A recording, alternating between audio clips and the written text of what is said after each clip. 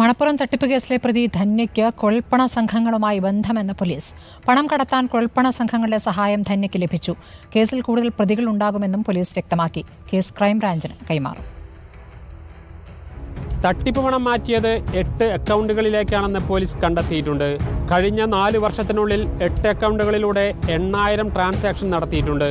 അടുത്ത ബന്ധുക്കൾ ഉൾപ്പെടെ കേസിൽ പ്രതികളാകും. ധന്യയ്ക്ക് മാത്രം 5 ബാങ്ക് അക്കൗണ്ടുകളാണുള്ളത്. 6 ആഡംബര കാറുകൾ ധന്യയ്ക്കുണ്ടെന്നും പരിശോധനയിൽ കണ്ടെത്തി. ധന്യയുടെ മാതാപിതാക്കളുടെയും ഭർത്താവിൻ്റെയും പേരിൽ വേറെയും രഹസ്യ അക്കൗണ്ടുകളുണ്ട്.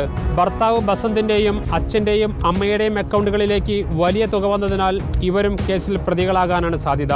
വിദേശത്തുള്ള ഭർത്താവിൻ്റെ NRI അക്കൗണ്ടുകളിലേക്ക് കുഴൽപ്പണ സംഘങ്ങൾ വഴി പണം അയച്ചിട്ടുണ്ടോ എന്നും പോലീസ് പരിശോധിക്കുന്നുണ്ട്. ധന്യയുടെ അക്കൗണ്ടുകളിലുള്ള പണം മരവിപ്പിക്കാൻ പോലീസ് നോട്ടീസ് നൽകി. ഇതിനു പുറമെ ധന്യയുടെയും ബന്ധുക്കളുടെയും പേരിലുള്ള സ്വത്തുക്കളും മരവിപ്പിക്കും. 20 കോടി രൂപ മൊത്തമായി തിരിച്ചുപിടിക്കാൻ സാധ്യമാവില്ലെന്നാണ് പോലീസ് കരുതുന്നത്. കേസ് ക്രൈംബ്രാഞ്ചിന് കൈമാറും. 2 കോടിയിലധികം രൂപയുടെ തട്ടിപ്പ് നടന്നതിനാലാണ് കേസ് ക്രൈംബ്രാഞ്ചിന് കൈമാറുന്നത്. റിപ്പോർട്ടർ, തൃശൂർ.